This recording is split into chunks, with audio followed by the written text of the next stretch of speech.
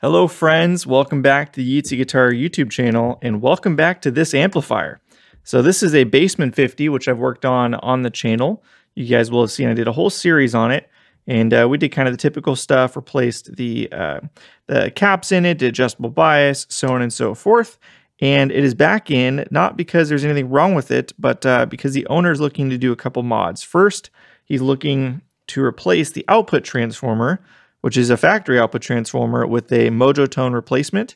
And the reason for that is he wants the ability to have different taps for impedance. So he wants 8 ohms. So obviously this Bassman is a 4 ohm output. Now, yes, you can do a mismatch, but he would prefer to have it set to 8 ohm and just keep the stock output transformer in case he ever wants to revert back to factory. So we're gonna go ahead and swap that. And the other piece is he wanted to see if we could modify the master volume to follow the Larimar setup. So we'll have to do some research to see how that's done. But in theory, I'm guessing it's probably no big deal. So, but we're gonna go ahead and just start with the output transformer and we'll disconnect everything and slowly figure out how we wanna do it. I think with the 2 speaker outs here, I think what we'll do is we'll probably set one to, I think it's 2 ohm, 4 ohm, 8 ohm. Let me confirm. Yep, 2 ohm, 4 ohm, 8 ohm. So we'll probably set the main one to 8 ohm and then the secondary one to 4 ohm, since I doubt he's gonna be running into a 2 ohm cab. So, and that, I mean, again, I doubt he'll run 2 cabinets at the same time. I'll confirm with him beforehand just to fully confirm, but I think we'll probably end up doing that. So 8 ohm, 4 ohm, and yeah. So let's go ahead and we'll disconnect the output transformer wires here, the green and black over here, and then these ones right here. So let's go ahead and get to it. We actually did a number of things to this amplifier, and I don't really remember off the top of my head everything. Obviously the caps and adjustable bias I mentioned, but it looks like we replaced this tube socket as well. And I'm sure there's more things I'm forgetting, but yeah, this got the classic, very waxy 70s board. Super fun. I'm glad we don't have to deal with that today. And we can go ahead and just do a simple swap here. So we'll get rid of the blue and the brown here, go into the plate connections of the power tubes. And these are always tricky because you got to kind of play operation and try not to touch this wire, which is super fragile. You barely touch it and it will burn. So not very high quality wire in this era. The factory one, we've got the black going to the main speaker out and the green going to the extension speaker out. Don't know if you'll be able to see that or not. You can see it's wrapped around itself just like that one was, where it's fully looped. So it's going to be a bit tricky. And again, this insulation is so, you can see this one got a little messed up. But I didn't touch it with a soldering iron. That's just from it being in contact with the metal, which obviously you have to heat up to get the solder loose to be able to undo it. So this wire is just awful in this era. So now I believe that's all the connections. We'll just kind of put this back here so that we don't forget. So let's go ahead and flip it around and pull out the output transformer. Got a little 8-legged friend that came with the amp. That's fun. All right, there's the original output transformer, 606713, so 13th week of 77, excuse me. Yeah, and the part number is 022871. Pretty beefy transformer here. And then in comparison, here is the new replacement, which physically is definitely smaller. If you can see that.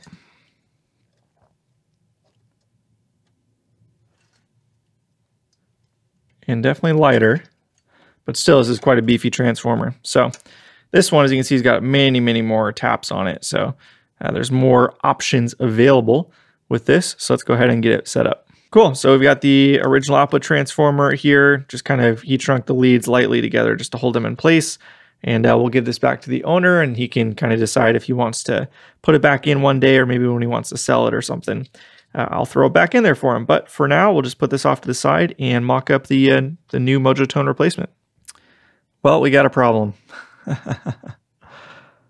Oh, seriously? So the, I didn't see it because I've got a camera on my face. What you guys can't see is, you know, the camera blocks my view of everything over on this side unless I physically put my head under the camera to see.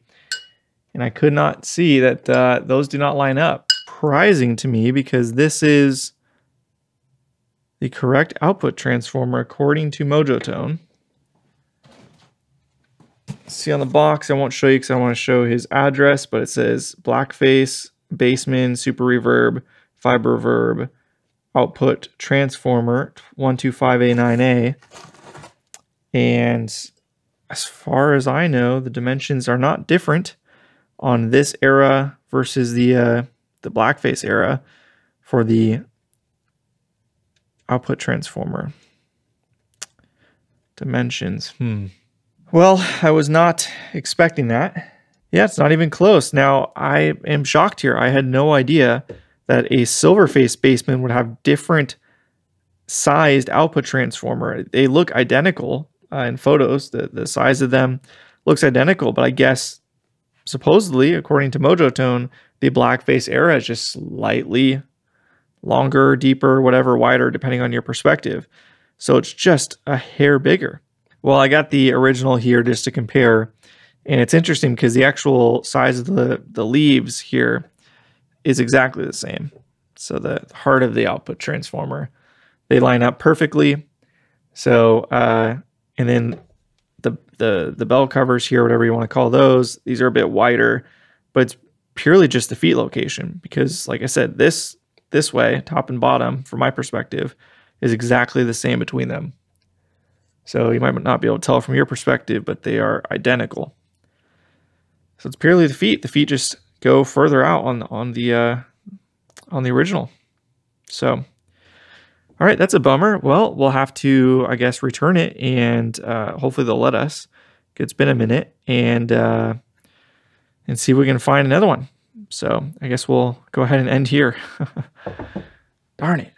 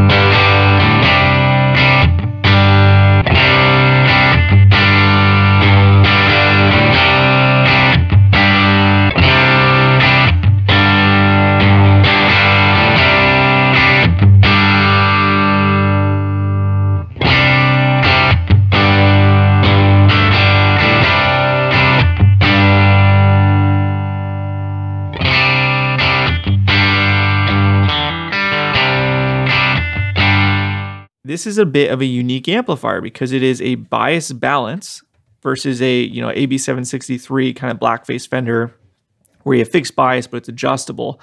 These 70s Fenders switch to balance bias. So this pot is adjusting the balance of the bias to the two output tubes.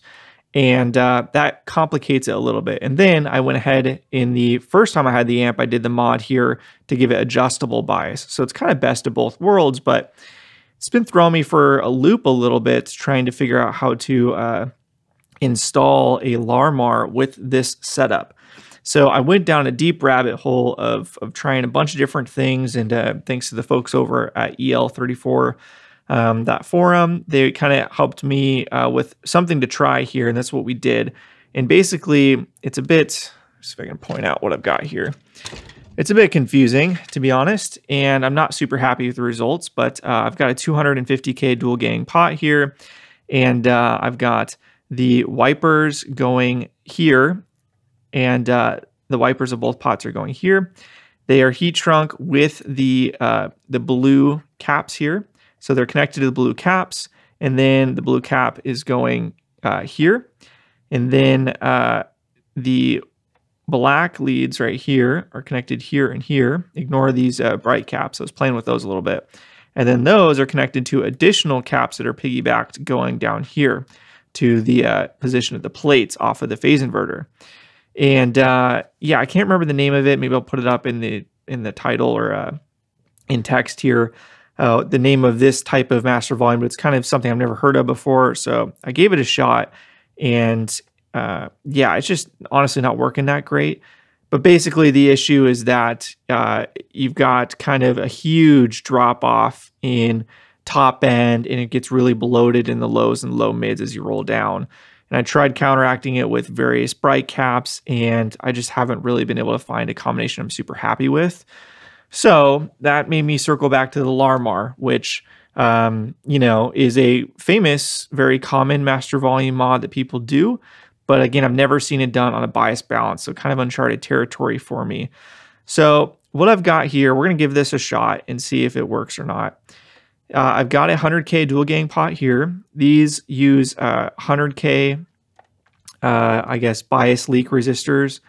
Instead of having a V here, back then in this era, they would have one arched over going to this eyelet and then one in the V spot over there. So you have two basically bias outputs, one for each tube. You got this one and this one. This is the bias supply coming in to the pot.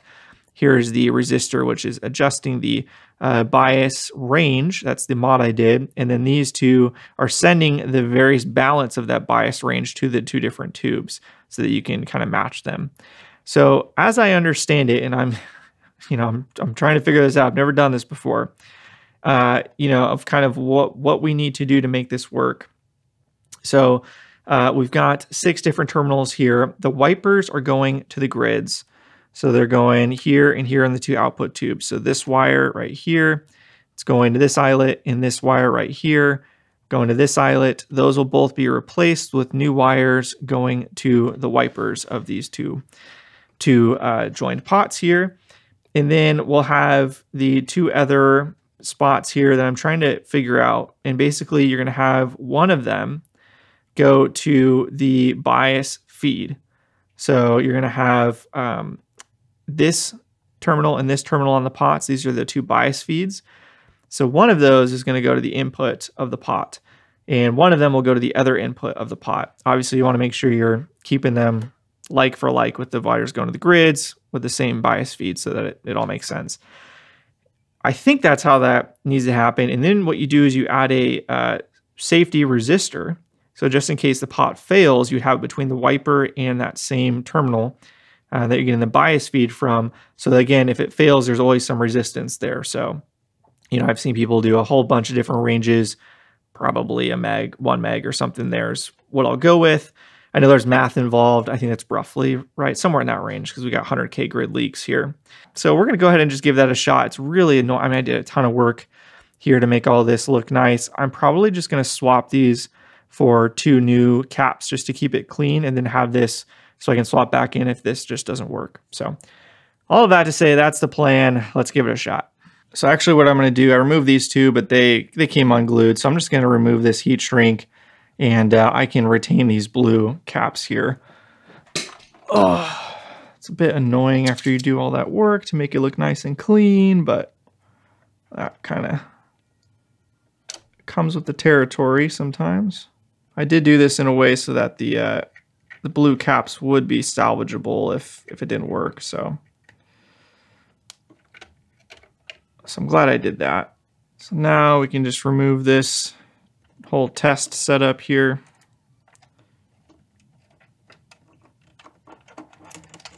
And relatively easily reinstall that if we can't get the other setup to work. Okay, so that's good so far. Now we're going to remove these grid wires. Let's see here. That looks good. Let's clean up these two spots, which are the bias feeds. So these two will be going to these two. These two will be going to here and here. And then these two will be going to the coupling caps here and here. I think I have that straight. Oh, it's always a little sketchy when you've never done something before and you're just a little unsure. But I don't think there's any. Is there a wire connected here? This little spot. Looks like there is something there. What would be there? That's the other thing too, is there is no layout for this amplifier. So in some ways I kind of feel like I'm flying blind. In fact, there's no schematic for this amplifier either. If you guys remember the first series I did on it, that was a big part of it, was the Bassman 70 that got a master volume like this had. They never made a schematic for it. It does not exist. So yeah, that makes things a little bit more difficult, especially for somebody like me who's really, just kind of starting in this sort of stuff, and schematics are not something I really understand yet. I don't see any wire in there, so it wouldn't make sense to me for that to connect to anything. Normally, again, the bias on a black face would go under the board, go to here, and then through the two grid leak resistors for that. So it would make sense that would be empty, and we can just leave that empty for right now. So now let me grab some different colored wire here. All right, I've got the rainbow here, all sorts of different colors for us to use so we can keep all of this straight in our heads. Now, I think I'm going to go top will be one color all the way through, bottom will be the other colors. Okay, that's not going anywhere. Let's not forget our safety resistors too. Let's grab two 1 megs. All right, something like that. We'll just tack solder that on real quick. So I want to give us enough room to twist everything together. It's probably about there. So we've got the bias feeds here. Go ahead and solder those to the pots real quick. Perfect. Now let those cool for a sec, and then we should be able to just lift them up and out of the way so we have access to those eyelets. So there's our bias feeds. So now we got the wiper going to the grids. So that's these two wires. So the red will stay red. So we'll get a red wire and run from the wiper to the grids. Probably should have done white. That would have been better, red and white, but here we are. We've committed, so we're sticking to it. We can go ahead and just cut these and twist them.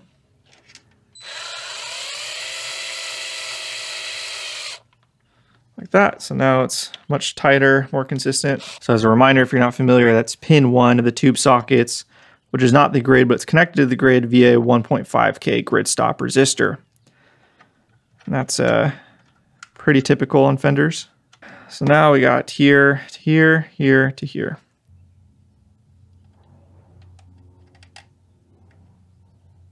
All right, just like that, we're ready to test.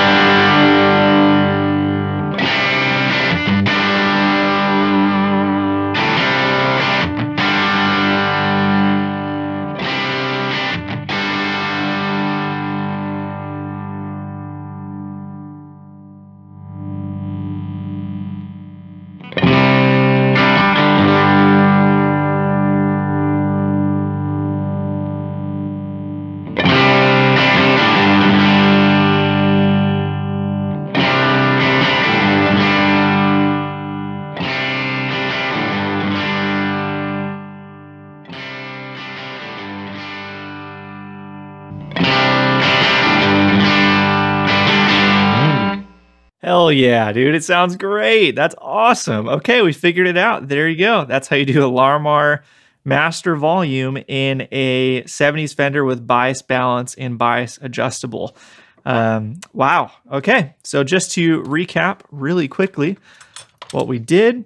So you're going to remove the 100K that was here, the bias leak resistor, the other 100K that was kind of flying over there. You're removing that. You're replacing those with these two wires going to this side of the pot. The middle of the pot is going to the grids, and you've got 1 meg safety resistors from the wiper over to this side of the pot, which is then going between the two bias feeds from the bias balance pot. Pretty straightforward. This thing sounds killer. Owner's gonna be stoked. I'm really, really pleased. So there you go. Thank you so much for watching. I really appreciate it. If you liked the video, give it a thumbs up. Let me know what you think in the comments. And until next time, see ya.